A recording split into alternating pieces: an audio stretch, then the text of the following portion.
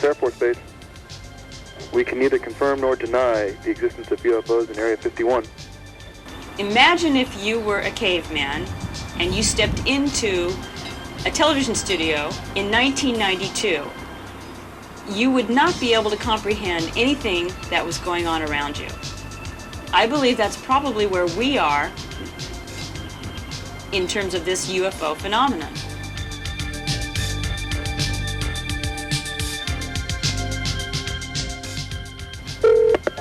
This is the Sky Report from the Griffith Observatory in Los Angeles for the week ending July 7th. Jupiter is a third of the way up the sky as the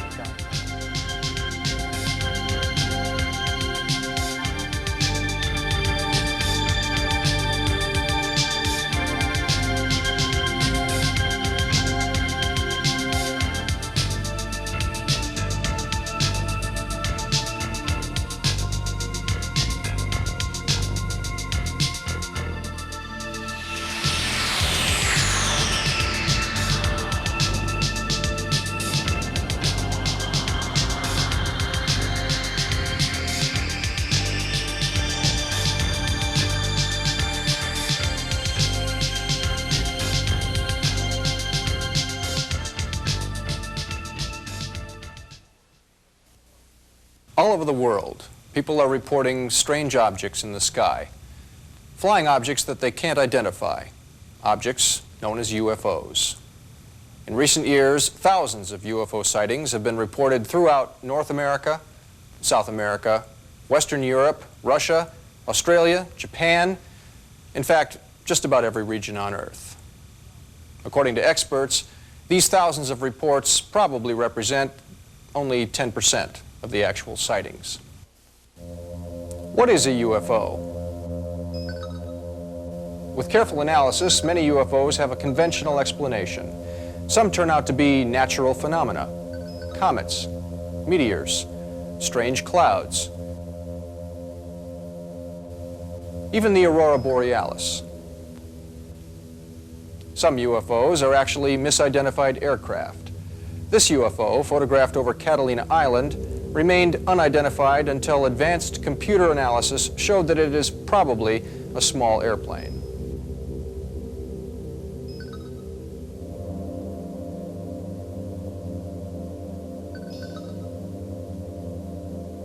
Civilians living near military bases occasionally catch glimpses of aircraft so secret that the government won't even admit they exist.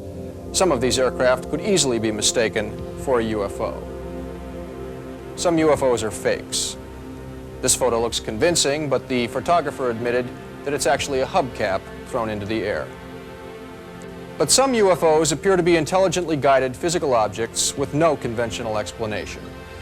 They're usually sighted in the air, but sometimes on the ground. Their behavior often suggests advanced technology, and many researchers believe that some UFOs may be extraterrestrial spacecraft. Supporting this idea, some UFOs are sighted with beings that could be called aliens.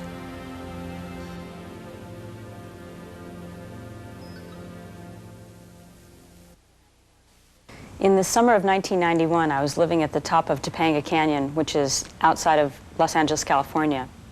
One evening, I was out on the balcony with two friends, and we saw a strange, hovering red light in the sky. It appeared first by itself, and then there was a second light, which appeared alongside the first, followed by a third light appearing on the other side. When I got out of my car and walked underneath the object, I had a tingling sensation all over my body. My kneecap and my wrist started aching, and I could tell that there was a force that was causing some kind of a problem. At that point, I realized that this was probably not a water tank. I was living in the Angeles National Forest north of Los Angeles, and I stayed home from work one day, and about 10 a.m. I was sitting on my patio, and I saw three saucer-like objects go by in the air so fast, it was just like shoo, shoo, shoo. And it was something I'd never seen, something going that fast. About 3 seconds later, there were three fighter jets chasing them. But the amazing thing was that the fighter jets were going their full speed, but seemed to be standing still compared to the speed of the saucer-like objects. I saw in the distance a UFO floating along, probably a mile away from me, over these fields of wheat, emitting a very large beam of light, just incredibly bright, just illuminating like day the area it was going. It was so bright. And then there would be two, and they'd be like this, and they'd go like that, and they'd be all over. And I stood up. I was sitting down. I stood up and looked at it, and the lights went off. But I could see its outline. And it started to come toward me. It kind of turned like this, and it came toward me. As we're driving down the road, I was asleep in the front seat, and all of a sudden I woke up, and there's this bright light behind us, and we both assumed it was a truck. It stayed right on our tail, and we couldn't, it wouldn't pass us or anything like that, so my wife just started speeding up, and when I looked over, the speedometer was pegged at 100 miles an hour, and this thing was right behind us, and I looked back, and there was no headlights. It was just one big mass of light, and our headlights were just about out. We couldn't hardly see anything. They were so dim in comparison. The next thing that we know, we are on the side of the road at a dead stop, and it's pitch black. It was a moonless night, and there was absolutely nothing around anywhere. And we went from 100 miles an hour to a dead stop with no reference of time in between. There was no braking or anything. It was just it was an instantaneous transition. It just seemed like we weren't supposed to talk about it. And since it was something that was so bizarre, we didn't feel that anybody would believe us anyways. Visual sighting is the most common kind of UFO encounter. Sightings almost always occur by surprise, so most witnesses are unprepared to take photos. Nonetheless, some remarkable photos have been taken over the years, as well as film and video footage. Some photos have been subjected to laboratory testing for fraud, and while some frauds have been detected this way, other photos appear to be absolutely genuine. UFOs show up on radar. In Belgium in 1990, 4 military radars confirmed a UFO sighting. 2 F-16 jets pursued the object, also tracking it on radar, but they couldn't keep up. One jet's radar showed the UFO descending from an altitude of 10,000 feet to 500 feet in just 5 seconds, accelerating fast enough to kill a human pilot. Belgian military officials admitted they could not explain these events. UFOs also leave physical evidence. Researchers have compiled over 4,000 so-called trace cases from around the world. Physical traces can include rings of scorched vegetation, indentations in the ground, even fragments of strange metal.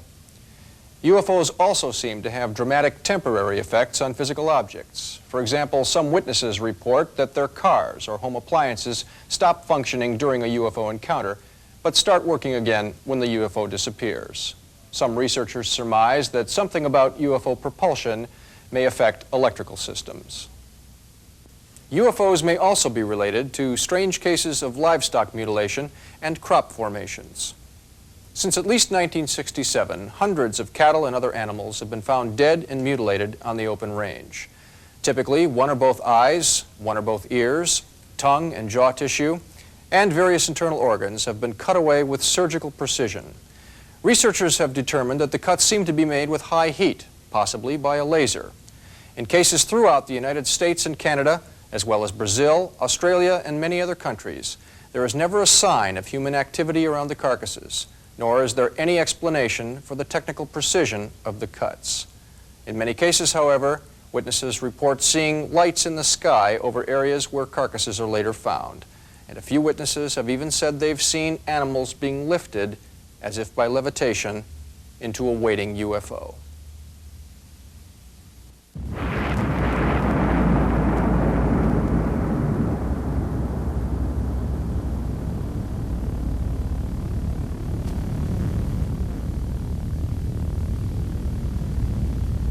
Contrasting with the gruesome animal mutilations, beautiful pictograms have been mysteriously appearing in the crop fields of many nations, especially southern England.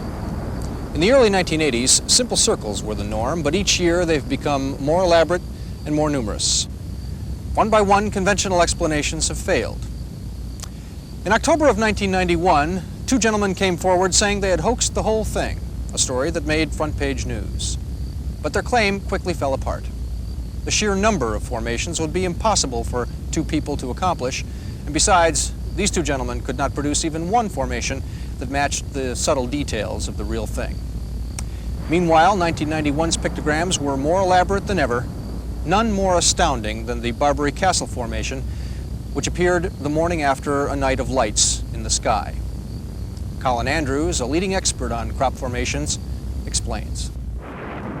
The story begins really with regard to this tremendously large and impressive marking on one summer's night when a number of people travelling along a road south of the town of Swindon saw a flash of light in the sky. It was an orange flash of light. Lightning was not in the vicinity. The cumulonimbus clouds associated with storms was not there, and they had their attention drawn to the sky due to the fact there was this bright flash of light. From that same spot in the sky came a beam of light with rippling edges, rippling veil, if you will, of golden light from the sky to the ground. At the end of the golden beam of light manifested a golden ball at ground level. Now that ball was seen to discharge, if you like. It faded away, and this same sequence occurred again within 15 seconds, two flashes of light, two curtains of golden rippling light, two golden balls manifesting at ground level. We were able, by simple triangulation methods, to ascertain where that aerial phenomena literally reached ground level. And the pattern you've just seen was precisely that spot, that night, that pattern arrived in that field. If we consider only that one pattern, we have to be looking at a phenomenon here which is of the greatest importance to all of us. What you're looking at there is the Mandelbrot set. Now that is a universal mathematical constant. It's the most complex arithmetic graphic form known to man. We've only been able to produce that in graphic form via computers in recent times, in recent years. It's a highly complex mathematical universal constant. Now, we were looking at that pattern, and one would have to say, if that pattern ever arrived on our planet, we would have something to consider, because that equates to the point at which order actually breaks down into chaos. That is the arithmetic graphical form which represents that state between order and chaos. Indeed, the very state which the indigenous people have been suggesting we have arrived at. And there it is. That is the Mandelbrot set. That arrived in a wheat field south of Cambridge in England just a few months ago. That indeed is the Mandelbrot set. Now that is the only graphic form which we certainly can support scientifically and have knowledge of its meaning. If that actually represents in the cereal crops of our planet what we understand is representative of the mathematical equation, then indeed those indigenous people for the first time have something to focus our attention upon. Nearly all UFO researchers believe that a small group of military and government leaders have successfully hidden the reality of UFOs from the general public. Some researchers feel that the so-called UFO cover-up may be the biggest, best-kept secret of all time. Some of the most relevant information that's been declassified by our own government comes out of the Freedom of Information Act documents from the Central Intelligence Agency, the FBI, the Air Force, and DARPA, Defense Advanced Research Projects Agency. These agencies, in disclosing their supposedly classified data, have made it very clear that our government's been profoundly interested in following the, I guess, activities of UFOs over the years, incursions of Strategic Air Command bases, Falcon Bridge, Malmstrom, Loring, all over the country, 1975, over Tehran in 1974, over Cuba in 1967. over Alaska, over Hawaii, all over the country, and even landings at Kirtland Air Force Base at New Mexico. And these aren't coincidences, and the fact the government acknowledges these, along with such things as landing as the Bentwater Air Base in England, United Kingdom, suggests very clearly that the government knows what's going on, and they're just withholding their data because they don't want to scare the public. If the cover-up is real, it may well have begun in 1947 at Roswell Army Air Force Base in New Mexico. On July 8, 1947, Roswell's public information officer, Lieutenant Walter Haut, issued a press release in which he said the military had recovered wreckage of a flying saucer that had crashed on a nearby ranch. The story caused an immediate sensation, but one day later it was retracted. The military now said that the wreckage was a weather balloon. Oddly, that wreckage was secretly flown to Wright Field in Dayton, Ohio, and was never seen again. And there the story might have ended. But in the late 1970s, several witnesses to the so-called Roswell incident decided to talk. One of them, Major Jesse Marcel, had been Roswell's intelligence officer and the first military man on the crash site. He had been familiar with all kinds of aircraft, rockets, balloons, even the top-secret devices of his day. He had handled a great deal of the Roswell wreckage, and in his words, it was nothing from this earth. Marcel, in fact, believed that he had handled pieces of an extraterrestrial spacecraft. From 1947 on, UFO sightings were so prevalent that the CIA became concerned. In January of 1953, they convened the so-called Robertson Panel to assess the national security implications of UFOs. The panel quickly reached two conclusions. On one hand, there was no evidence of a direct threat to national security from UFOs. On the other hand, there was a threat of public mass hysteria if UFO reports continued unchecked. Therefore, the CIA recommended an immediate policy of debunking with the goal of reducing public interest in UFOs.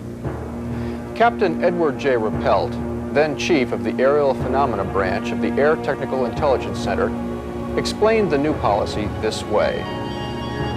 "We're ordered to hide sightings when possible," he said.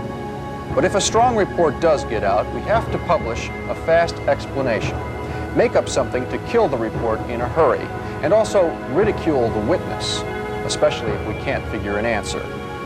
We even have to discredit our own pilots." The question remains, how much was really known about UFOs and who knew it?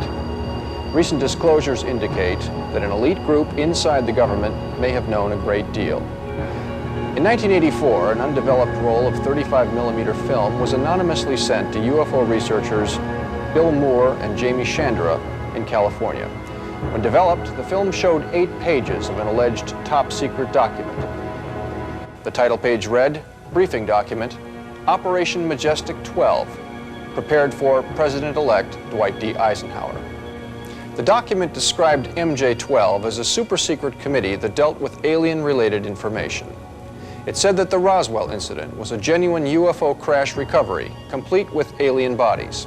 It described other recoveries as well, and said that the fact of alien intelligence on the Earth was a matter of extreme importance, requiring absolute secrecy. The document was made public in 1987 and set off a storm of controversy.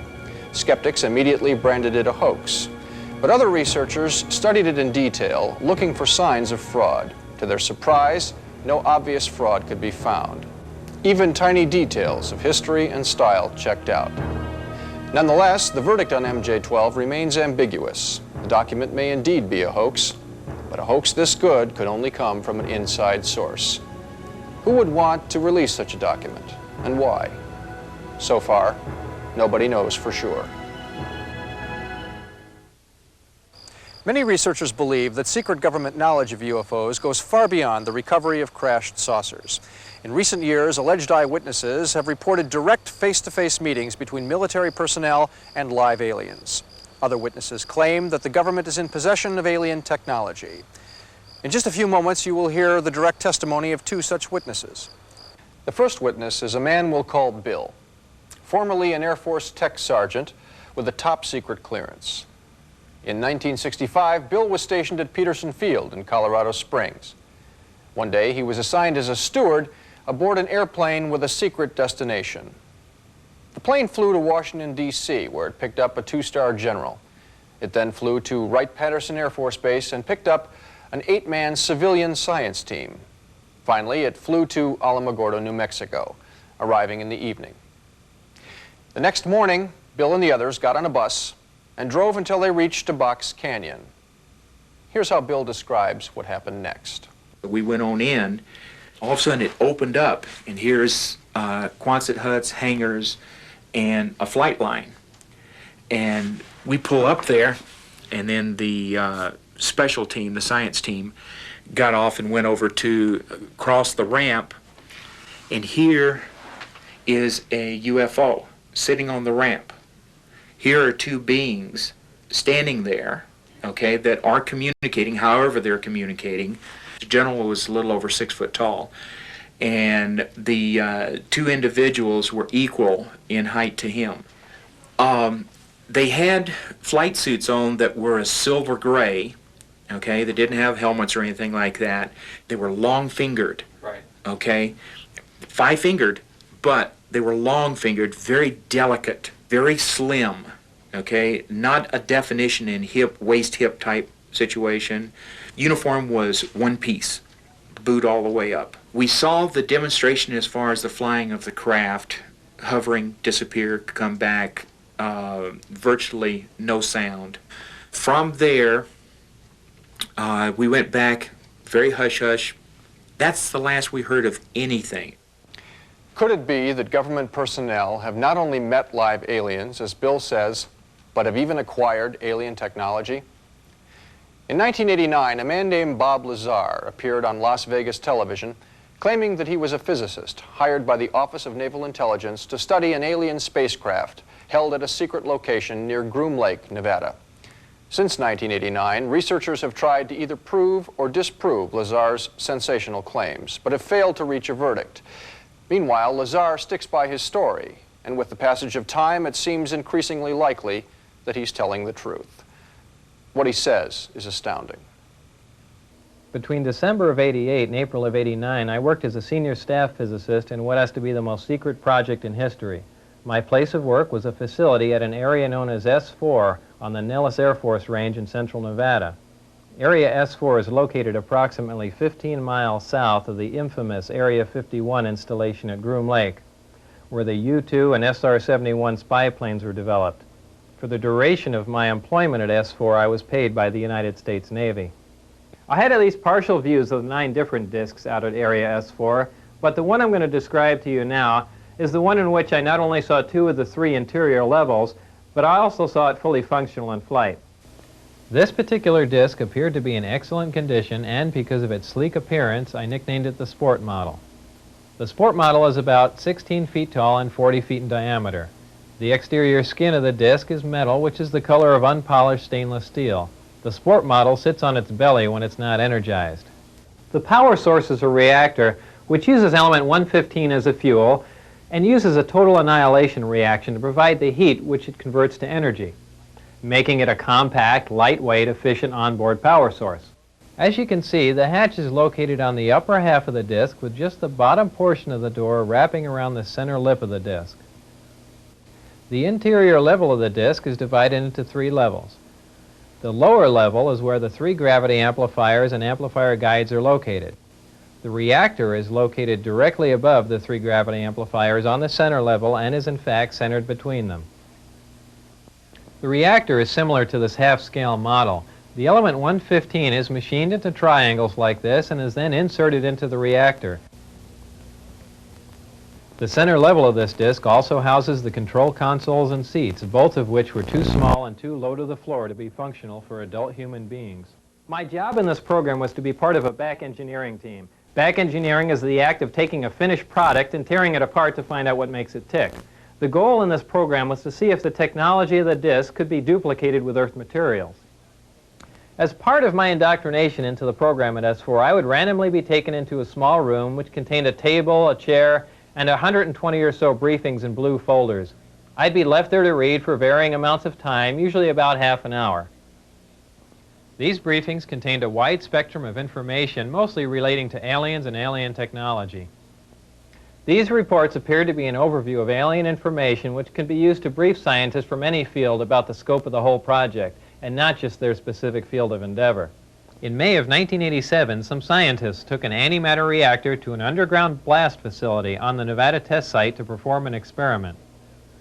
Unfortunately for them, their experiment required them to cut the reactor open, which resulted in their deaths. This explosion was explained to others at the test site as a previously unannounced low-yield underground nuke test. I was hired in December of 1988 to replace one of these men.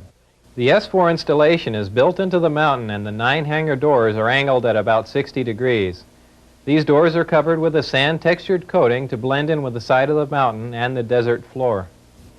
The hangar that housed the sport model was like a typical airplane hangar with the exception of the angled doors that I mentioned before. The hangar was equipped with typical tools and extensive electronic equipment. It also had a machine with an X-ray emblem on it and an overhead crane rated at 20,000 pounds. Equipment in this hangar was marked with a black number 41 with a white circle around it. It was outside of this hangar that I saw the sport model tested. Probably the most amazing thing about Area 51 is the fact that this is literally the only place in the world where you can go out and actually see flying saucers on a timetable basis. You can literally go out there on a Wednesday night between about 7 and 1 a.m. and you'll see these things flying up and down the valley. It's absolutely amazing. On even a bad night, you'll have 10, 11, 12 sightings. On a good night, and I've been out there with friends of mine camping, on a good night, the sky will just rip open with these things. You'll see anywhere between 20 to 40 objects in a night testing over the base for anywhere from 15 minutes to 45 minutes at a time. You'll see these objects flying up and down the valley. We've had people where these objects have flown right over their heads as they've gotten out, fumbled for their cameras and then shot away. Area 51 is the single most amazing thing because, first off, we know the military's got them. Second off, in their pure arrogance, they really don't care whether or not we see them or not. And third off, it's much easier to make us look crazy because we're just civilians out there than it is to test this stuff over their own land, over Nellis Air Force Base, where experts or people that have something to do with a project or security personnel can actually come forward and expose this project. But I'm hoping that Area 51 is going to be the camel's nose under the tent, that enough people are going to go out there and start seeing these things, enough people who are skeptical about it, who are going to see these things for themselves and realize, by God, there's something there, because this is the singular most important scientific advance in the history of the human race.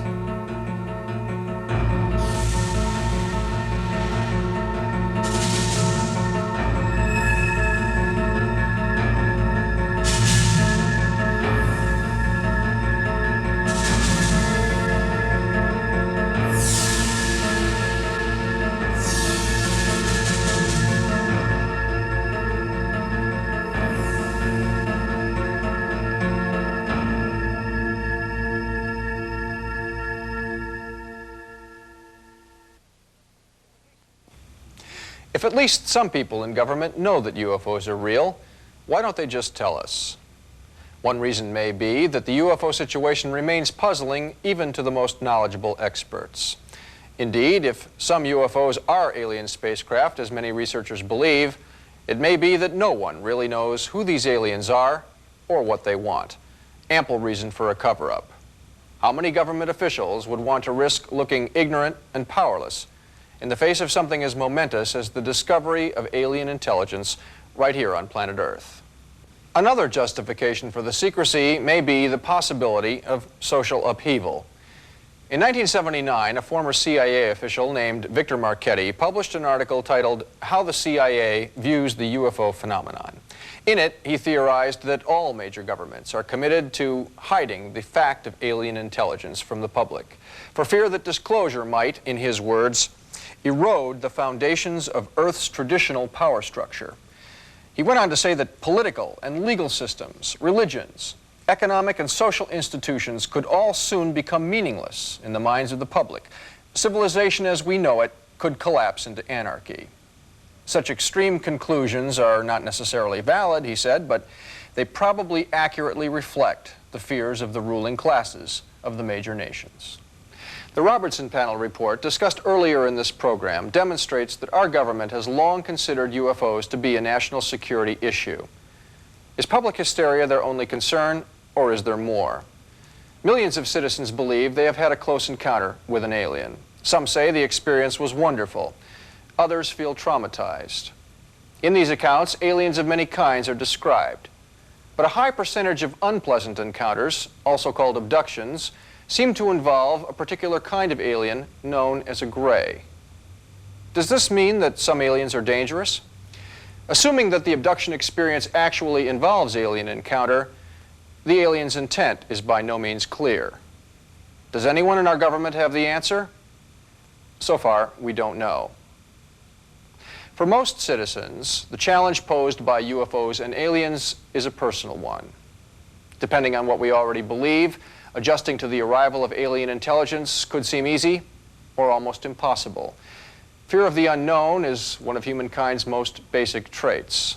Any one of us might feel fear on first meeting an alien, especially if it looked very strange to our eyes. But fear, though understandable, is not necessarily warranted. If we prepare ourselves ahead of time with knowledge and self-confidence, we may be able to ignore our fears long enough to find out what's really going on. Indeed, the results might be astounding. Whether we like it or not, UFOs are telling us that the human race is probably not alone. Instead, we probably belong to a galactic community of intelligence, a cosmic neighborhood. If so, we may be approaching a completely new understanding of life in the universe. Such changes occur only rarely in human history. They can seem disruptive and alarming at first, but in the end, they signal a tremendous opportunity for human growth. If this is the final outcome of the UFO mystery, then UFOs might one day be regarded as one of the best things that ever happened to us. I'm Michael Lindemann.